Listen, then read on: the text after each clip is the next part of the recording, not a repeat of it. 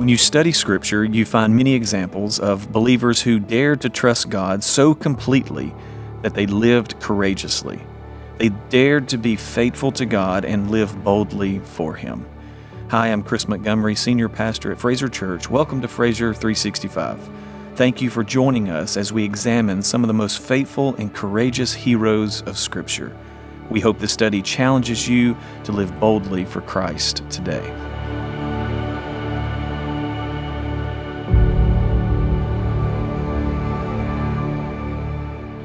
Welcome to day 20 of Dare to Be.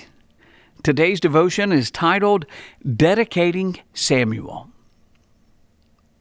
Dr. David Jeremiah once wrote, "When I put God first, God takes care of me and energizes me to do what really needs to be done." Our text for today is from 1 Samuel chapter 1, verses 21 through 25. The man Elkanah and all his house went up to offer to the Lord the yearly sacrifice and to pay his vow. But Hannah did not go up, for she said to her husband, "As soon as the child is weaned, I will bring him, so that he may appear in the presence of the Lord and dwell there forever." Elkanah, her husband, said to her, "Do what seems best to you. Wait until you have weaned him.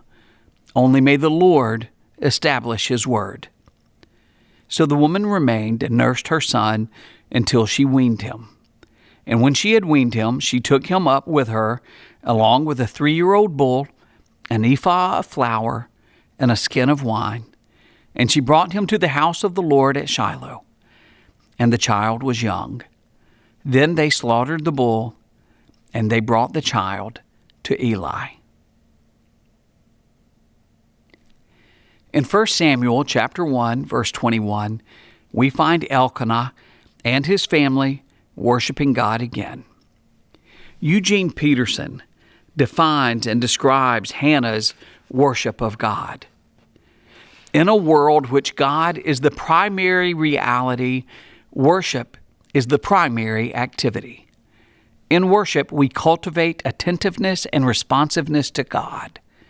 Cultivate, because if we live by mere happenstance, looking at what is biggest, listening to what is loudest, doing what is easiest, we will live as if God were confined to the margins of our lives. But God is not marginal.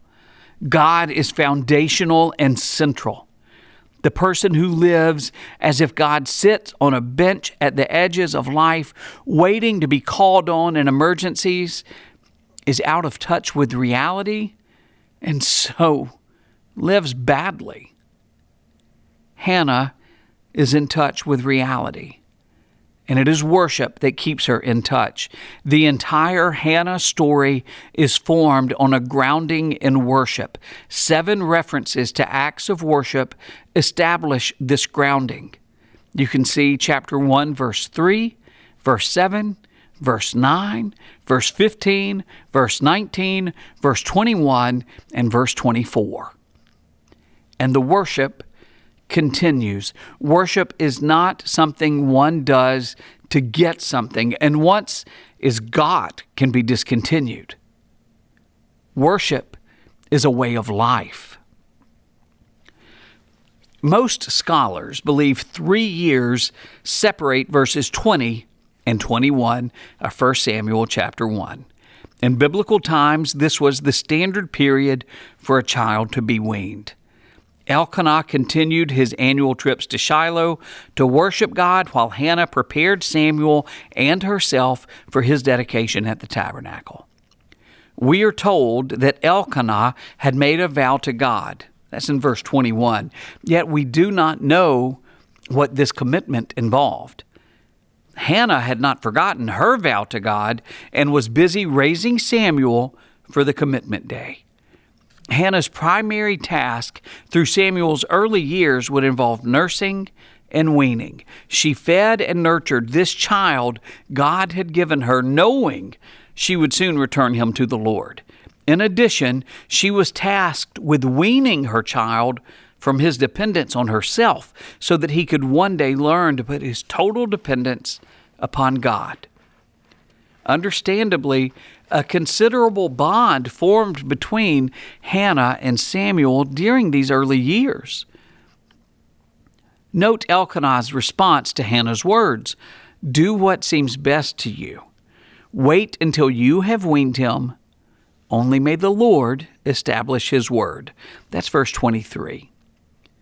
John Woodhouse explains, when we hear Elkanah say, "May the Lord establish his word," we realize, if we have not realized it before, that the Lord's answer to Hannah's prayer is part of his greater purposes for his people. The Lord has answered Hannah's prayer.